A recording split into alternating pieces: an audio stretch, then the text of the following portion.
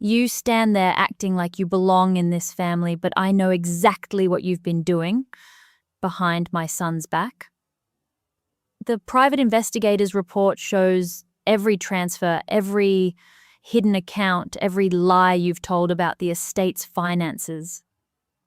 My son built his life here long before you arrived, and I won't let you drain what belongs to this family. Sign the separation papers today, or the business audit goes public tomorrow, and you'll walk away with nothing but the clothes on your back. He may still feel something for you, but blood comes first, and I will protect my son from the mistake he made marrying you. Hi, my name is Emily Harper. I'm 31 years old. I never expected the confrontation to happen in the middle of the sunroom overlooking the water, with the afternoon light cutting across the table like a blade. My mother-in-law, Patricia, had called me in from the garden where I had been pruning the bougainvillea that framed the dock. Her voice carried that particular calm sharpness she reserved for moments when she wanted to wound without raising her tone. The 5 sentences she delivered felt rehearsed, each one landing with the precision of someone who had already decided the outcome. The weeks leading to that afternoon had been a slow unraveling I kept trying to stitch back together in my own mind. My husband Michael and I had moved into the waterfront estate 2 years earlier, a decision that felt like the natural next step after our wedding. The property had been in his family for decades, but we had both poured resources into the renovations, updating the boathouse and expanding the guest wing.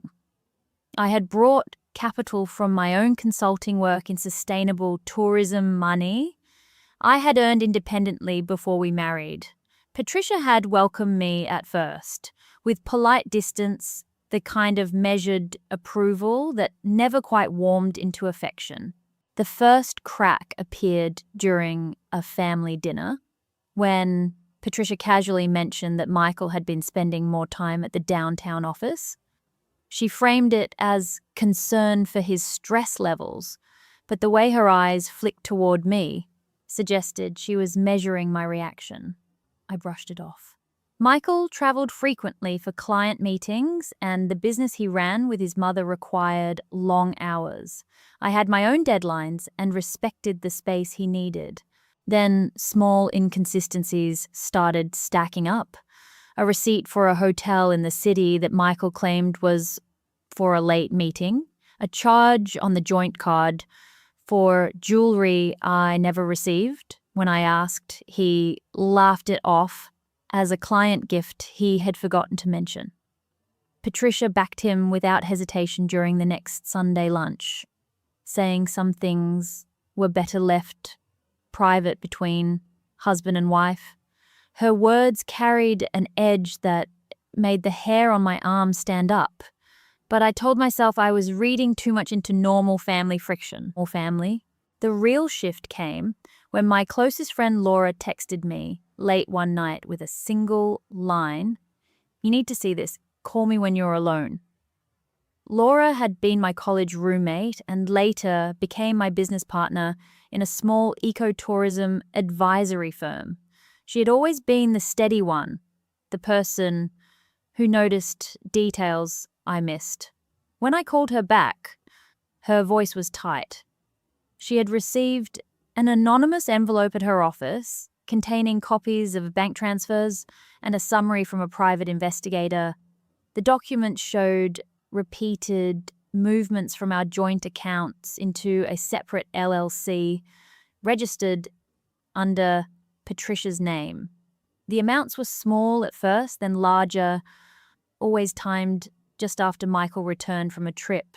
I sat on the edge of our bed, staring at the photos Laura forwarded. Grainy shots of Michael entering a downtown hotel with a woman I didn't recognize.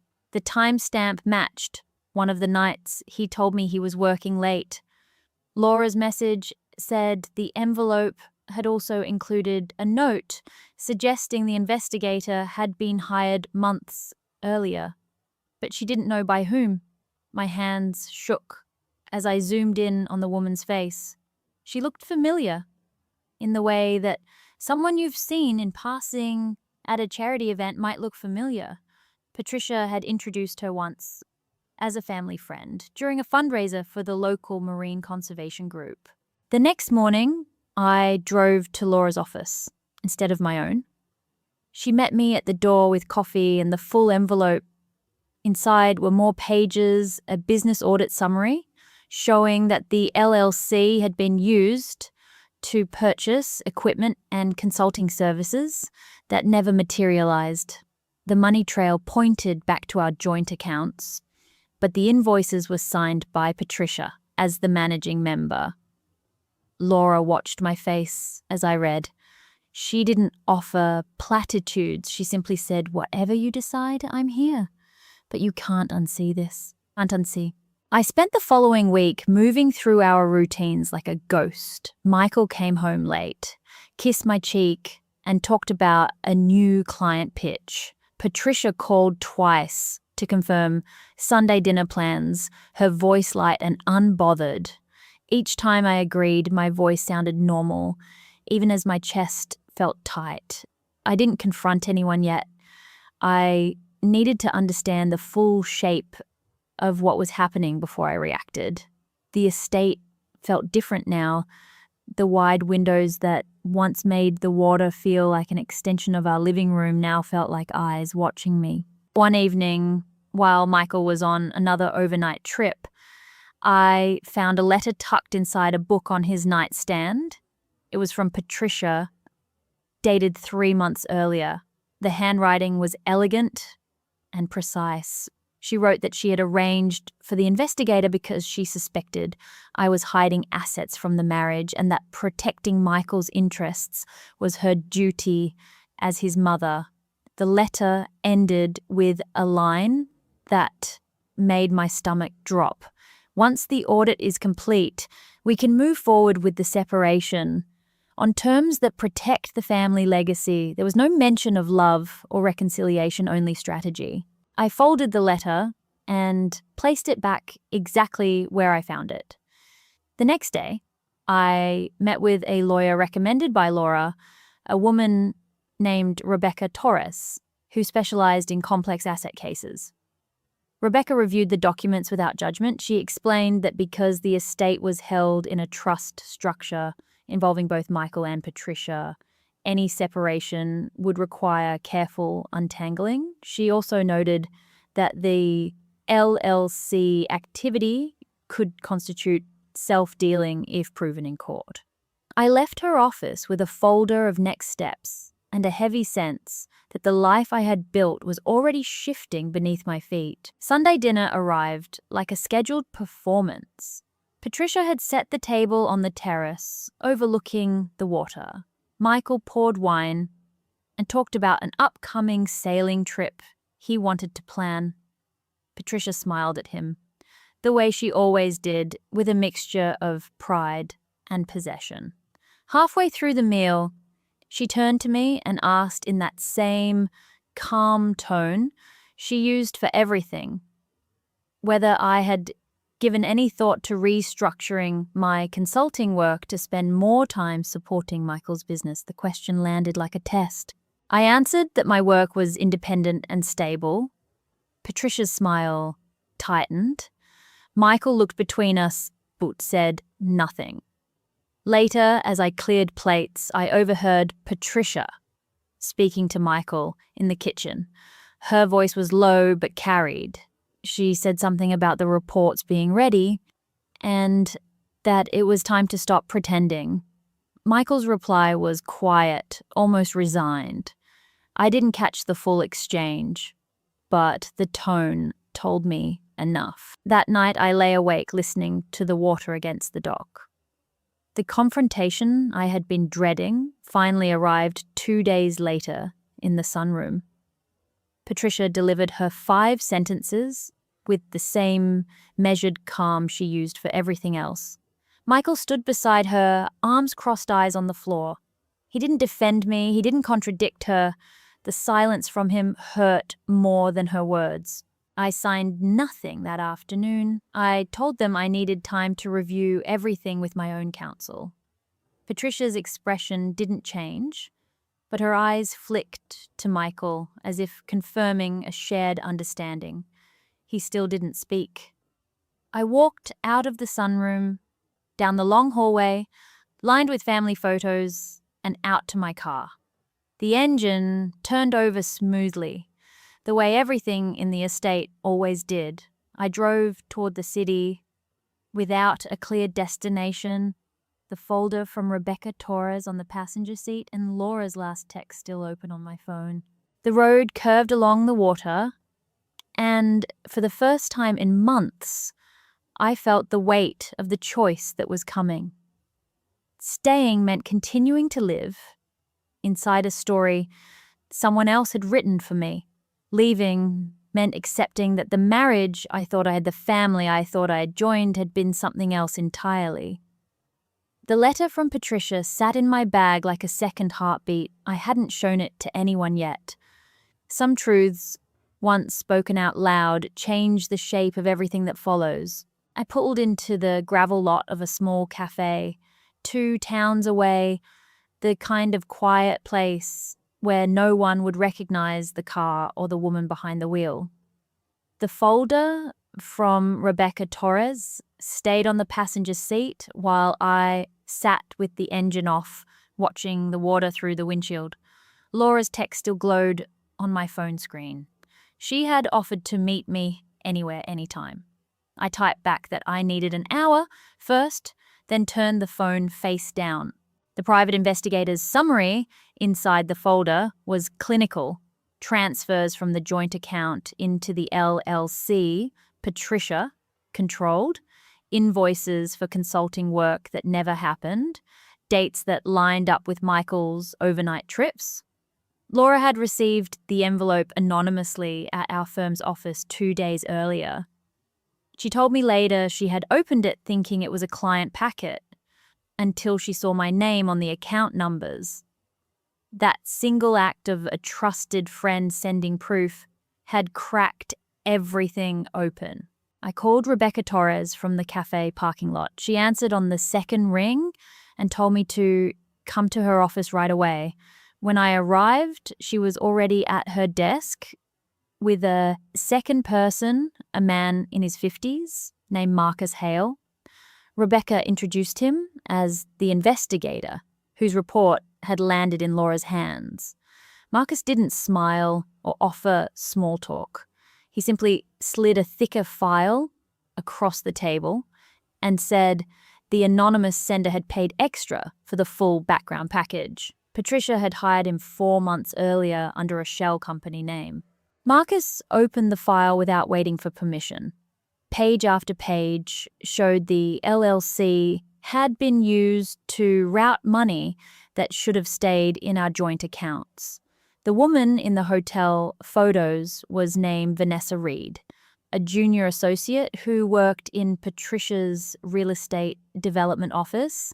Marcus had followed her and Michael on 3 separate occasions.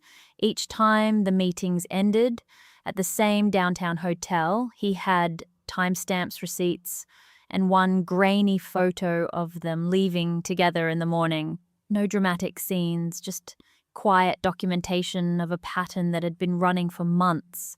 Rebecca read the pages with me. Her voice stayed even when she pointed out that the LLC structure gave Patricia signature authority over funds that originated from the estate trust. If the upcoming business audit triggered by the LLC's sudden activity went forward, the discrepancies would surface publicly. Rebecca said the audit date had been moved up by Patricia's accountants without our knowledge, 2 weeks from now. That was the new deadline. I left Rebecca's office with copies of everything and drove to Laura's apartment instead of going home. Laura met me at the door with tea she had already made. She had cleared her evening and told her husband she might be late. We sat at her kitchen table while I showed her the additional pages Marcus had provided. Laura's face stayed calm, but her hands tightened around her mug when she saw Vanessa Reed's name. She recognized it from a charity event Patricia had hosted the previous year. Vanessa had been introduced as someone who helps with the family properties. Laura asked what I was going to do. I told her I didn't know yet. Confronting Michael without the full picture felt like walking into another trap. Patricia's letter was still in my bag. I hadn't shown it to anyone. Part of me still hoped there was a version of the story where Michael hadn't known the full extent. Laura didn't push. She simply said she would stand with me no matter what I chose, but she also warned that Patricia had already started making calls. One of our firm's larger clients had received a concerned message from Patricia about my personal distractions. Laura had intercepted it before it reached the partner level, but the message was clear pressure was starting from multiple directions. That night, I stayed at Laura's. Michael texted, asking where I was. I answered that I was working late on a client proposal. He replied with a single okay and nothing else. No follow-up, no worry. The absence of questions told me more than any argument would have. I lay on Laura's guest bed, staring at the ceiling, listening to the quiet of a house that wasn't mine, and realized the estate I had helped renovate had never truly been a shared home. It had always been Patricia's territory with me as a temporary resident. The next morning, I returned to the waterfront estate while Michael was at the office. I packed 2 suitcases with closed my laptop and the folder of documents. I left everything else exactly as it was. On the kitchen counter, I placed a short note saying I needed space to think and would be in touch. I didn't mention the report or the letter. I drove back to the city and checked into a hotel near Rebecca's office. The room was small and anonymous, the kind of place where no one asked questions. That afternoon, Patricia called my cell. I let it go to voicemail. The message she left was short and delivered in the same calm tone she had used in the sunroom. She said Michael was worried and that it would be better for everyone if I came home to discuss things like adults. She added that continuing to hide would only make the upcoming audit more difficult for all of us. The subtext was unmistakable. She expected me to fold before the numbers became public. I played the message twice, then deleted it. Later that evening, Michael called. His voice sounded tired rather than angry. He asked if we could meet somewhere neutral the next day. I agreed to a coffee shop near the waterfront, but not on the estate property. When we sat down the following morning, he looked at me across the table like he was trying to recognize someone he used to know. He said Patricia had shown him parts of the investigator's report and that he was trying to understand what was happening with the accounts. He never used the word affair. He never mentioned Vanessa Reed by name. He spoke only about the money and the audit and how Patricia was trying to protect the family legacy. I listened without interrupting. When he finished, I asked if he had known about the LLC before the report. He looked down at his coffee and said Patricia had set it up years ago for tax planning and that he had trusted her judgment. He didn't apologize. He didn't ask what I wanted. He simply said the situation was complicated and that rushing into decisions would hurt everyone. The word everyone landed like the closing of a door. It included Patricia. It did not include any version of us that I recognized. I told him I'd already spoken with Rebecca Torres and that I would be staying in the city until I had clearer options. Michael nodded as if we were discussing a business transaction. He asked if I needed anything from the estate. I said, no. He paid for the coffee and left first. I sat at the table for another 20 minutes, watching the street outside, feeling the quiet finality of a conversation that had ended without either of us raising our voices. 2 days later, the pressure escalated in a new direction. David Klein, one of the senior partners at the firm where Laura and I worked, asked to see me in his office. David had always been supportive of my consulting projects. When I sat down, he looked uncomfortable. He said Patricia had reached out to the firm's managing board with questions about my recent focus and whether personal matters were affecting client deliverables. He framed it as a routine check-in. But the timing was too precise to ignore. Patricia had moved from family pressure to professional pressure in less than a week. I told David the truth. In the simplest terms, my marriage was ending, and I was handling the transition privately. He nodded and said the firm would support me as long as client work remained on track. After I left his office, I called Laura. She confirmed she had not known about Patricia's call until David mentioned it. The distance between us and our workplace suddenly felt wider than the physical miles to the estate. That evening, I sat in the hotel room with the folder open on the bed. Marcus Hale's report, Rebecca's notes, Patricia's letter, and the single photo of Michael and Vanessa Reed leaving the hotel. The pieces fit together into a picture I had refused to see for months. Patricia had suspected or known about the affair and had chosen to weaponize it rather than confront her son. The LLC had been the mechanism to move assets before any formal separation. The investigator had been hired to create a paper trail that would justify removing me from the estate on financial grounds. Michael had gone along either actively or through silence. I closed the folder and placed it inside the hotel safe. Then I called Rebecca and told her I wanted to move forward with a formal separation agreement that protected my contributed capital and any future earnings. Rebecca said she would draft the documents and schedule a meeting with Michael's counsel. She asked if I had told anyone else about the letter. I said no. She advised keeping it that way until we understood its full legal weight. The next morning, I woke to another voicemail from Patricia. This one was shorter. She said she hoped I was taking the time I needed, but reminded me that the audit was now only 10 days away. Her voice carried the same calm certainty it always did.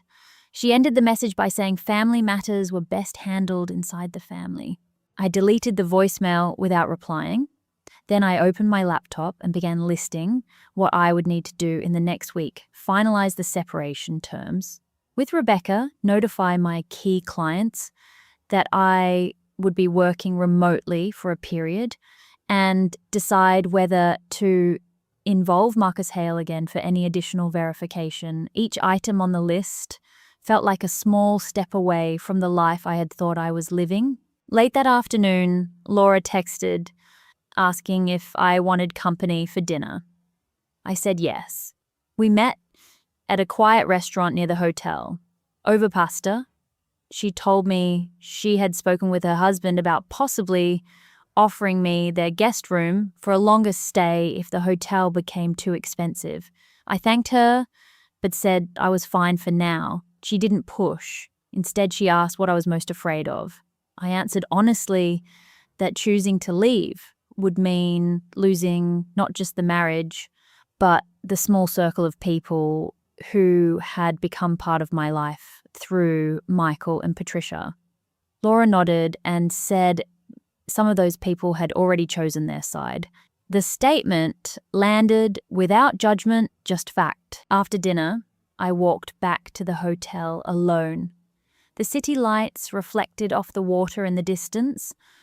I thought about the sunroom confrontation and the 5 sentences Patricia had delivered with such precision. She had been right about one thing. I believed I could belong in that family. What she had not counted on was that I would eventually stop trying to earn a place that had never truly been offered. The following morning, I received an email from Marcus Hale. He had one additional piece of information he thought I should have before the audit. He asked if I could meet him at Rebecca's office that afternoon. I confirmed and spent the rest of the morning reviewing client files, so my work would not suffer. When I arrived at the office, Marcus was already there with Rebecca. He placed a single new page on the table. The page was a copy of an internal email from Patricia's development company. It was addressed to Vanessa Reed and copied to Michael. The subject line read, "Next steps on the waterfront transition." The body referenced preparing the estate for post-separation management and ensuring that any personal items belonging to me were catalogued and removed before the audit made the property's financial status public. The email was dated the day after the sunroom confrontation. Rebecca read it twice. Marcus waited without speaking. I felt the last thread of hope I had been holding that Michael had been caught in something he didn't fully understand snap cleanly. The email proved coordination. It proved intent. It proved that the plan had continued, even after I walked out. I thanked Marcus and Rebecca and left the office with the new page folded inside my bag. On the drive back to the hotel, I passed the turn that would have taken me toward the waterfront estate. I kept going straight. The letter from Patricia was still in the safe. I had not reread it since the first night. Part of me knew that when I finally did, it would contain the final piece that made walking away the only remaining option. For now, I needed one more night of quiet before I opened that door completely. I returned to the hotel room and locked the door behind me. The folder was still in the safe, where I had left it that morning. I opened the safe, took out Patricia's letter, and sat on the edge of the bed with it in my hands. I had read it once already, but only enough to understand the surface. That night, I read every line slowly, the way Rebecca had taught me to read documents that might later matter in court. The letter was longer than I remembered. Patricia had written it in her precise handwriting on heavy stationery from the estate. She began by listing the dates of the investigator's reports and the amounts that had moved through the LLC. Then she moved to Michael. She wrote that he had come to her months earlier, concerned about the direction of the marriage and the way I seemed more attached to my work than to the life they had built together. She framed his concern as proof that he was still trying to make things work. The next paragraph shifted. She wrote that she had decided to protect the estate regardless of whether the marriage survived, because blood and legacy matter more than temporary feelings. The sentence that changed everything came near the end. I arranged the investigator before you even suspected the accounts. It was never only about the money moving, it was about making certain you would have no claim strong enough to fight when the time came to correct the mistake. I read that line 3 times. The letter had been written before the sunroom confrontation. Patricia had already decided the outcome and was documenting the steps she would take to reach it. The affair with Vanessa Reed had been useful to her, not shocking. She had used it as additional leverage rather than as a reason to protect her son's marriage. The loyalty I had believed existed between mother and son was real, but it had never included me. The letter made that explicit in calm, elegant sentences. I folded the letter and placed it back inside the folder with the other documents. Then I called Rebecca Torres. It was after business hours, but she answered. I told her what the letter said and asked what it changed. Rebecca was quiet for a moment before she answered. She said it strengthened the case for undue influence and self-dealing. It also meant Patricia had been operating with intent for longer than we had realized. Rebecca asked if I wanted to move the separation filing forward immediately I told her yes. She said she would have the initial documents ready by morning and that we could file electronically to avoid any physical service at the estate. After I hung up with Rebecca, I sat in the quiet room and let the weight of the letter settle. The hidden piece had been there the whole time. Patricia had never seen me as family. She had seen me as a temporary addition to the estate's balance sheet, one that could be removed when it no longer served the numbers she wanted to protect. Michael had known enough to stay silent. That knowledge sat in my chest like a stone, heavy and unmoving. The next morning, Rebecca sent the draft separation agreement. I reviewed it in the hotel lobby while drinking coffee that had gone cold. The terms protected my contributed capital from the consulting work and any future earnings. They also requested an independent valuation of the estate improvements I had funded. Rebecca noted that Patricia's counsel would likely push back, but the letter gave us leverage. I signed the digital copy and sent it back. The filing would happen by the end of the day. That afternoon, I received a call from a number I didn't recognize. When I answered, a woman's voice introduced herself as Catherine Michael's sister. I'd met her twice at estate events. She had always been polite but distant, the way Patricia was polite but distant. Catherine said she was calling because the family was worried and because she believed I was making decisions out of anger rather than clarity. She asked if I would consider coming to the estate for a conversation with her and Patricia present. She framed it as mediation. Her tone was reasonable, almost gentle, but the request itself carried the same expectation Patricia always used, that I would come when summoned. I told Catherine I would speak with my attorney first. She paused, then said Patricia had already spoken with David Klein at my firm and that everyone was trying to avoid unnecessary publicity. The mention of David was deliberate. Catherine was letting me know that the professional pressure had already reached people I worked with. I thanked her for the call and ended it. 10 minutes later, David Klein sent me an email asking for a status update on my client projects and whether I needed additional support during this difficult time. The email was professional. The timing was not. I forwarded the email to Laura and asked if she had heard anything. Laura called me immediately. She said David had pulled her aside that morning and asked whether my personal situation was affecting the firm's reputation with long-term clients. Laura had told him my work was on track and that any concerns should come directly to me. She also said one of our larger clients had cancelled a scheduled call after receiving a message from Patricia's office about family transitions. Laura's voice was steady, but I could hear the frustration underneath. Another ally was being tested, and the distance was already beginning to show.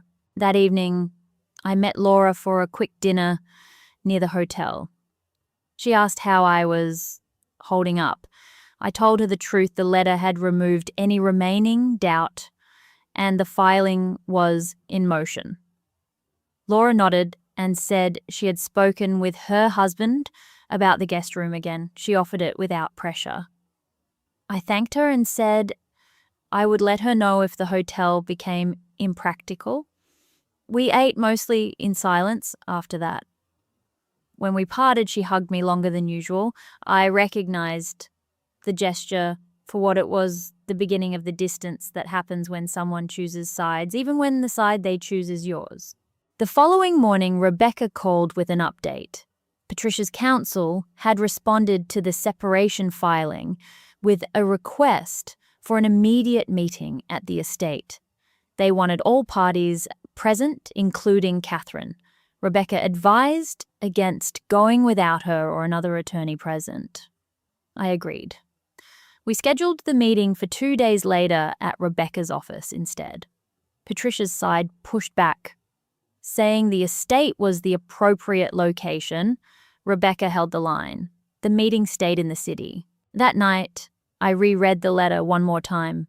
The sentence about arranging the investigator before I suspected anything still hit the hardest. It meant Patricia had been watching and documenting long before I noticed the inconsistencies. The loyalty between her and Michael had always been the priority. My place in the story had been temporary from the beginning.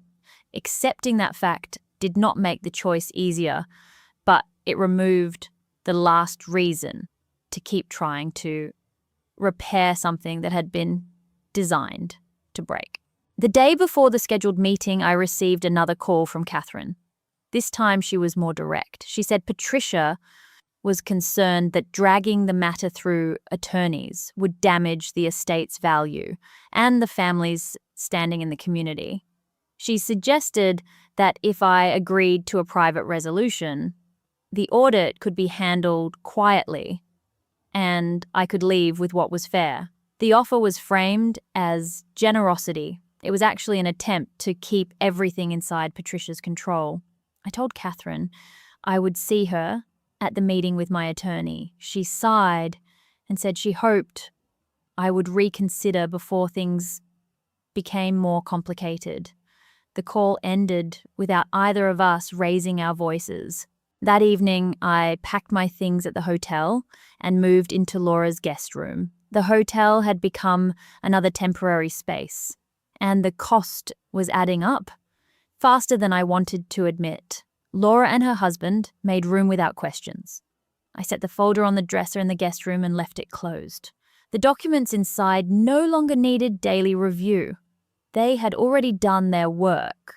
The morning of the meeting, I dressed carefully, the way I would for any client presentation.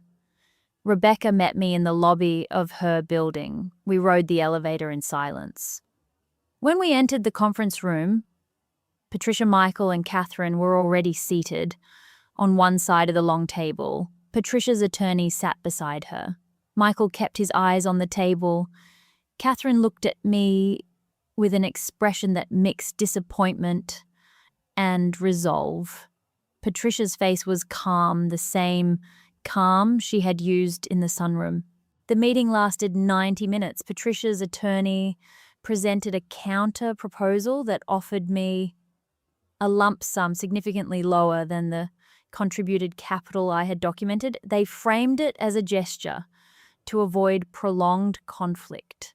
Rebecca countered with the valuation numbers and the letter. Patricia listened without changing expression. When Rebecca finished, Patricia spoke for the first time. She said she understood that emotions were high, but that continuing to fight would only hurt the people who still cared about the family legacy. She looked directly at me when she said the people who still cared. The implication was clear. I was no longer included in that group. I did not respond to her directly. Rebecca handled the rest of the exchange. By the end of the meeting, we had agreed to a short recess so both sides could review the latest numbers. As we stood to leave, Catherine approached me in the hallway. She said she still believed there was a way to resolve this without destroying what remained of the family. Her voice was quiet and sincere. I told her I appreciated the sentiment, but that the documents had already shown what the family had been willing to do. Catherine nodded once and walked back into the conference room. That was the last time she spoke to me directly. After the meeting, Rebecca and I returned to her office. She said the counterproposal was weak and that the letter gave us strong ground to push for the full valuation. She asked if I was prepared for the possibility that the process would take months and that some relationships might not survive. I told her I had already accepted that cost. Rebecca nodded and said she would file the next set of responses by the end of the week. That night at Laura's, I sat on the edge of the guest bed with my phone in my hand. Michael had not called or texted since the sunroom confrontation. Patricia had stopped leaving voicemails. The silence from both of them felt heavier than their earlier pressure. Laura knocked softly on the door and asked if I wanted tea. I said yes. We sat in the kitchen while the kettle heated. She asked if I regretted any of it. I answered that I regretted believing the story I'd been told about the marriage and the family. I did not regret choosing to stop believing it. The next morning, I woke to an email from David Klein. He wrote that the firm had received additional inquiries from Patricia's office and that they needed to discuss my client load for the coming quarter. The email was polite, the request was not. I forwarded it to Laura and told her I would handle it. Then I opened my laptop and began drafting a response that protected my work while making clear I would not be managed through family pressure. By mid-morning, I had sent the reply to David. I also called Marcus Hale and asked if he had any final documentation that might be relevant before the audit date. He said he would send one last summary by the end of the day. When it arrived, the summary included a new detail. Patricia had transferred a final larger amount from the LLC into an account in Vanessa Reed's name 2 days after the sunroom confrontation. The timing was deliberate. It was the last move before the audit made everything visible. I closed the email and placed the phone face down on the table. The letter from Patricia was still in the folder on the dresser. I had not needed to read it again. Its meaning had already settled. The choice in front of me was no longer about saving the marriage or the place in the family. It was about how cleanly I could walk away from both. Rebecca called that afternoon with the updated timeline. The audit was now scheduled for the following week. Patricia's side had tried to delay it again, but the accountants had refused. Rebecca said the separation filing was on track and that we should expect formal responses within 10 days. She asked if I wanted to prepare a statement for any public inquiries that might come from the audit. I told her no statement was necessary. The documents would speak for themselves. That evening, I sat with Laura in her living room while she worked on her own laptop. The house was quiet. I thought about the waterfront estate and the sunroom where Patricia had delivered her 5 sentences. The calm in her voice had never wavered. She had believed until the very end that I would eventually accept the terms she set. The letter proved she had planned for that acceptance long before I knew there was anything to accept. I opened my own laptop and began a new document. It was not a letter to Patricia or to Michael. It was a list of the steps I would take in the next 30 days. Finalize the separation terms, transition my active clients to Laura where possible, find a more permanent place to live, and begin the work of rebuilding the parts of my life that had been tied to the estate. Each item was practical. None of them required anyone else's permission. When I finished the list, I closed the laptop and placed it beside the folder on the dresser. The folder no longer felt like a weight. It felt like evidence that had already done its job. The letter inside it had changed what I understood about the people I'd called family. It had not changed what I was willing to do next. I turned off the light and lay down in the guest bed that was not mine.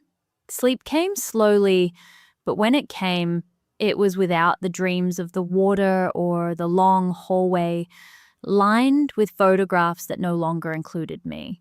The audit results arrived on a Tuesday morning while I was still at Laura's kitchen table. Rebecca Torres forwarded the summary from the accountants. The LLC Patricia controlled had moved just over $200,000 in documented transfers that could not be tied to legitimate business activity.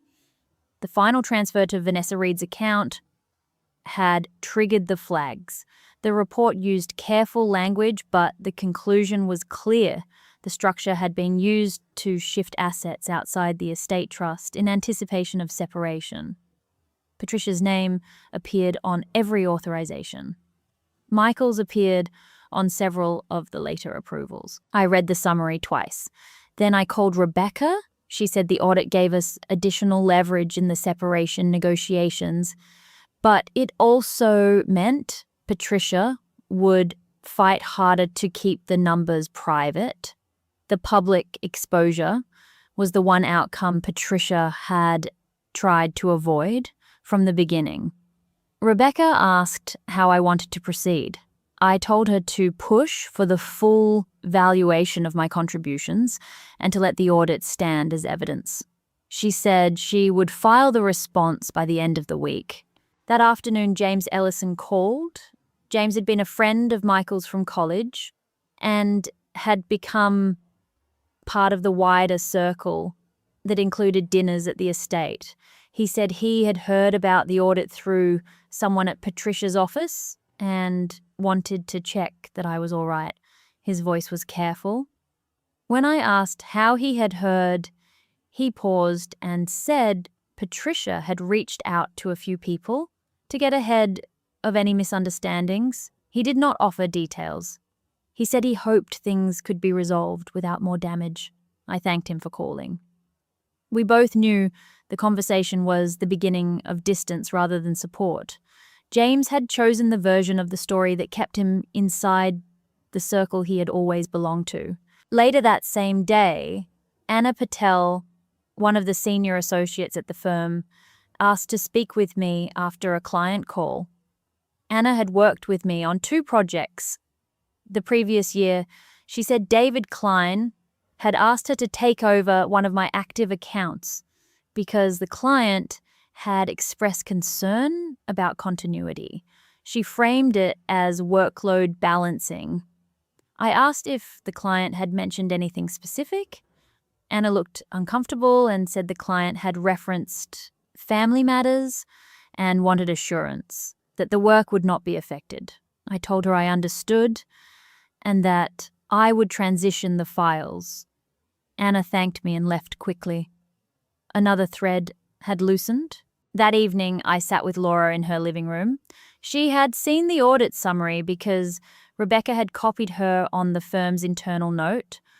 Laura asked what the numbers meant for the separation. I told her they strengthened my position on paper, but that Patricia would never accept them without a fight. Laura nodded and said she had already started shifting some of our shared client work so I could focus on the legal side. She did not say the words, but the action was clear. She was protecting what she could while the distance from the rest of the firm grew. The final meeting with Patricia's side happened the following week at Rebecca's office. Patricia arrived with Michael and Catherine. Her attorney presented a revised offer that was still low, but included language about confidentiality. Rebecca countered with the audit numbers and the letter. Patricia listened without changing expression. When it was her turn to speak, she looked at me and said the audit had been conducted without full context and that family matters should not be decided by accountants. Her tone remained calm. The words were the same measured jabs she had used from the beginning, only now they carried the weight of a position that was no longer secure. Michael did not speak during the meeting. Catherine tried once to suggest a compromise that would keep the estate intact for future generations. Rebecca shut the suggestion down with numbers. By the end of the 2 hours, we had a framework for the separation that protected my contributed capital and required an independent valuation of the improvements I had funded. Patricia signed the preliminary agreement without looking at me. Michael signed after her.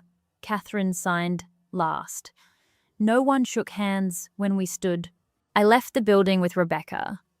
She said the agreement would be finalized within 30 days and that the audit findings would remain part of the record.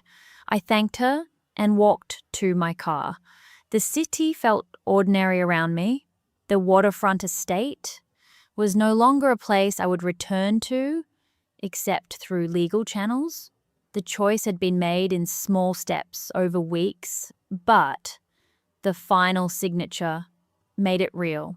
In the days that followed, the distance from former allies became permanent in quiet ways.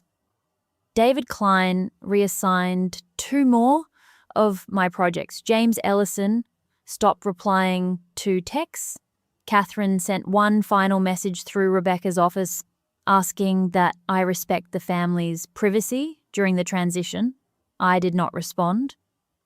Laura remained steady, but even she had begun to speak about our work in terms of protecting what we could rather than growing together.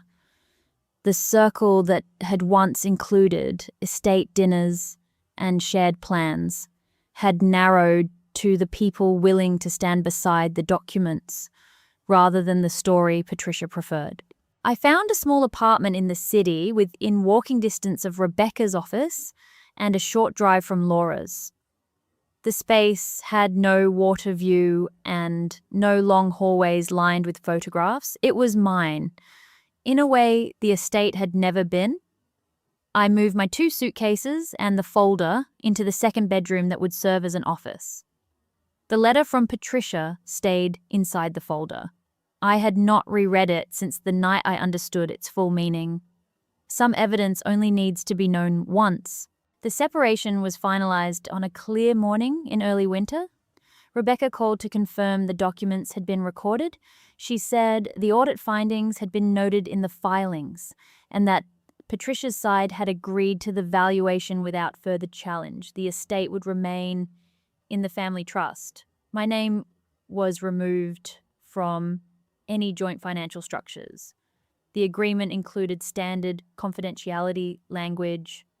I signed the final copy and sent it back. There was no ceremony, no final conversation, only the quiet closing of a file.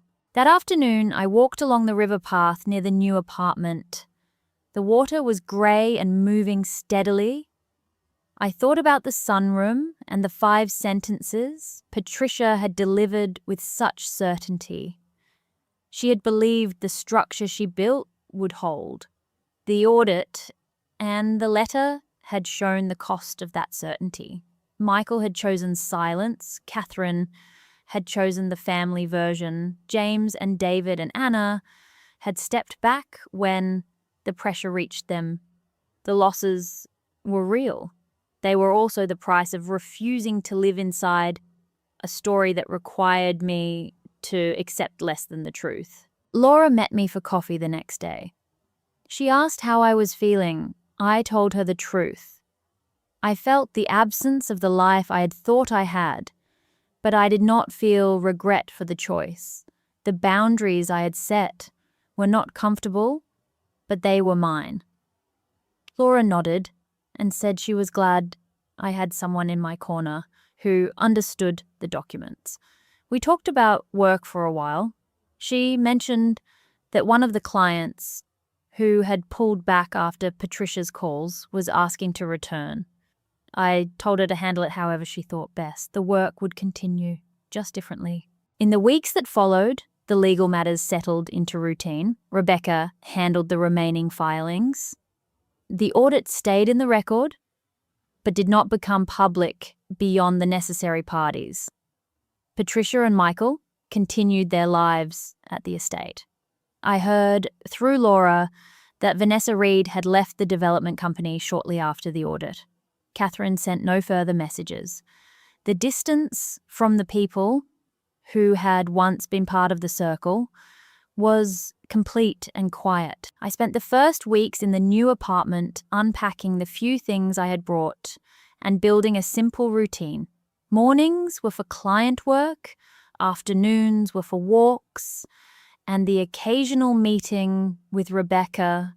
Evenings were quiet. The absence of the estate's constant background noise felt strange at first, then necessary.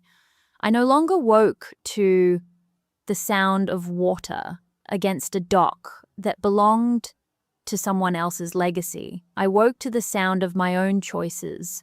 Looking back across the months that began with the sunroom confrontation, the clearest lesson is that choosing yourself does not require anyone else's permission or understanding. Patricia had built her plan on the assumption that I would eventually accept the role she had assigned. When I refused, the plan required more pressure than it could sustain. The letter had revealed the intention early. The audit had made the execution visible. The distance from allies had shown who was willing to stand with evidence rather than with the story. None of it was easy. All of it was necessary. I do not know what Patricia or Michael tell themselves about how the marriage ended. I do not need to know. The documents and the signatures are enough. The life I am building now is smaller and quieter, but it belongs to me without conditions. The boundaries I set cost relationships and stability I once valued. They also return to me the ability to decide what I will accept and what I will no longer carry. That exchange is not victory in the way some stories promise. It is simply the cost of refusing to live inside someone else's design. Thank you for listening to my story. If you have ever faced a choice between keeping the peace and keeping yourself, what would you have done?